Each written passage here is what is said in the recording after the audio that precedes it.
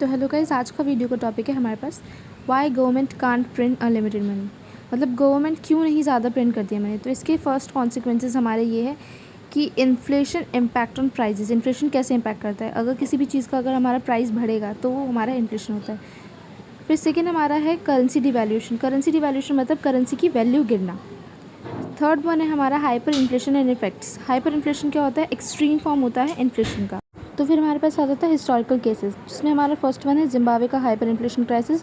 ये हमारा 2000 में आया था। इसमें 89.716% इकोनॉमिक कोलैप्स हो गई थी पॉवर्टी की वजह से। फिर हमारे पास आ जाएगा जर्मनी का 1920 करेंसी इशू, जहाँ पे ये हमारा वर्ल्ड वॉर फर्स्ट के बाद हुआ था।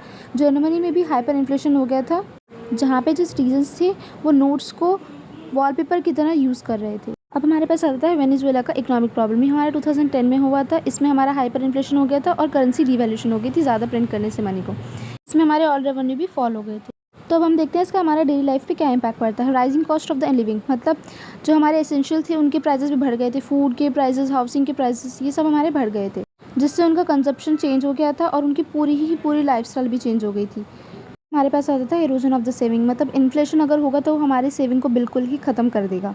फिर हमारे पास आ जाता है wages and the purchasing power. इसमें क्या है, हमारा वेजेस जो थे वो बढ़ नहीं रहे थे जैसे प्राइजेस बढ़ रहे थे। अब हम देखेंगे इकोनॉमिक रेगुलेशन। इसमें हम देखेंगे सेंट्रल बैंक के बारे में। सेंट्रल बैंक हमारा एक बहुत ही इंपॉर्टेंट रोल प्ले करता है मनी सप्लाई को रेगुलेट करने में और इकोनॉमिक स्टेबिलिटी को मेंटेन करने में। फिर हम देखेंगे इंटरेस्ट रेट कैसे कंट्रोल करता है इन्फ्लेशन को। ये हमारा सेंट्रल बैंक मैनिपुलेट कर देता है इंटरेस्ट रेट को कंट्रोल करने के लिए इन्फ्लेशन को। अगर हमारा इंटरेस्ट रेट बढ़ेगा तो उससे स्पेंडिंग भी बढ़ जाएगा। फिर हम देखेंगे फिस्कल पॉलिसीज़।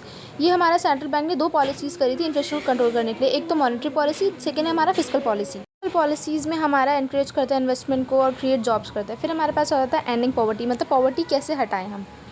तो फर्स्ट वन है इसमें हमारा limit of the currency in wealth. अगर हमारी करेंसी कम होगी तो उससे हमारे वेल्थ पे भी असर पड़ेगा। इसका मतलब ये नहीं कि अगर हम ज़्यादा मनी प्रिंट करेंगे तो हमारे पास ज़्यादा गुड्स अवेलेबल होंगे। ये इससे सिर्फ हमारा इन्फ्लेशन ही बढ़ेगा। इससे क्या होगा, फिर लोग जो हैं वो करेंसी की वैल्यू नहीं करेंगे। फिर हमारे पास आ जाता है supply versus money increase. Economic growth जो है वो हमारा मनी सप्लाई अगर बढ़ेगी तभी हमारी इकोनॉमिक ग्रोथ बढ़ेगी। फिर हमारे पास आ जाता है need for productivity in growth. Sustainable growth हमारा लाइक करता है अगर हमारी प्रोडक्टिविटी बढ़ेगी। That's the conclusion of the video. Thanks for watching. Like, share, subscribe my channel.